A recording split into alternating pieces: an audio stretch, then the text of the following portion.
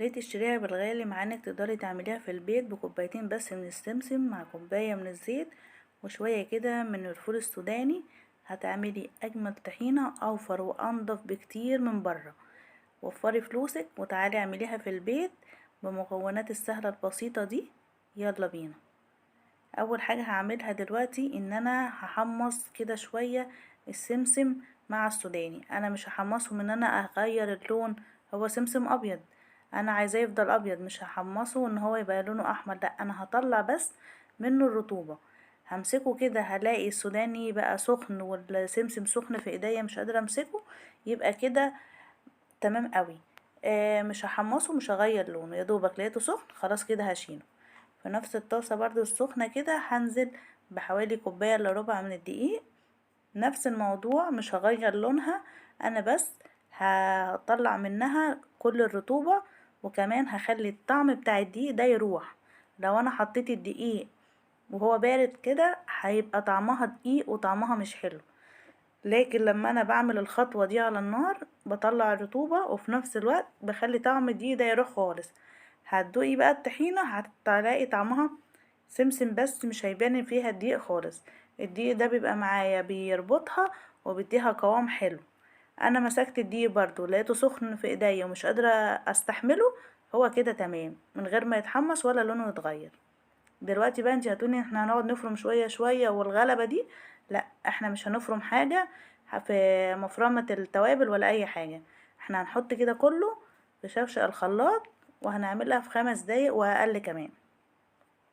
ما تستغربيش ان انا هعملها كده على طول وتقولي المفروض انا افرمها شوية شوية، لا هحطهم كده كلهم على طول وهتشوفي.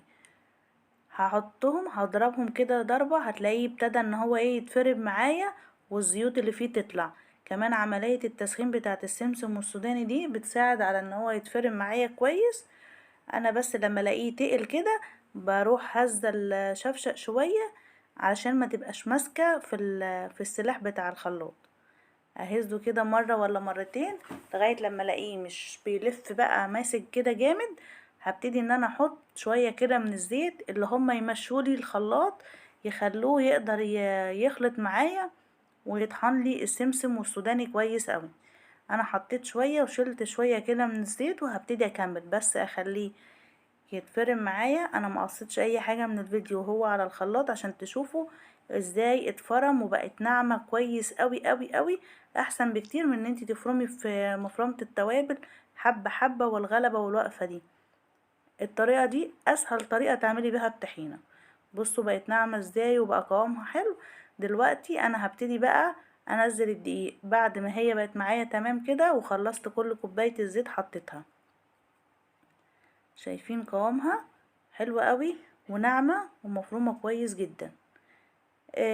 الدقيق ده بيربطها لي وكمان بيتقلي القوام. لو انتي حابة تتقليها زودي في الدقيق، حابة تخففيها شوية زودي شوية زيت. وانا هنا حطيت رشة صغيرة خالص من الملح. بصوا مفيش وقت، مخدناش اي وقت فيها وبقت ناعمة وحلوة ازاي. مفيش اجمل من كده ولا اسهل من كده.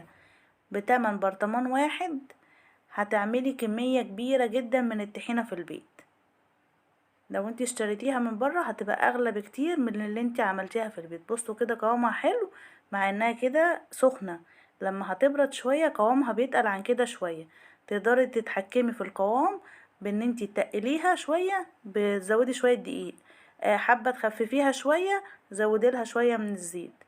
انا المقدار دوت عمل لي برطمانين ونص. انتي عارفة طبعا تكلفة البرطمان الواحد بره بكام. احنا كده عملنا كمية كبيرة بحاجة قليلة جدا. اتمنى ان انتوا تجربوها وتقولوا لي ايه رأيكم. ويلا بقى وفري فلوسك واعمليها في البيت. ولو عجبكم الفيديو ما تنسوش اللايك والشير والكومنت الحلو منكم. اشوفكم بخير. سلام.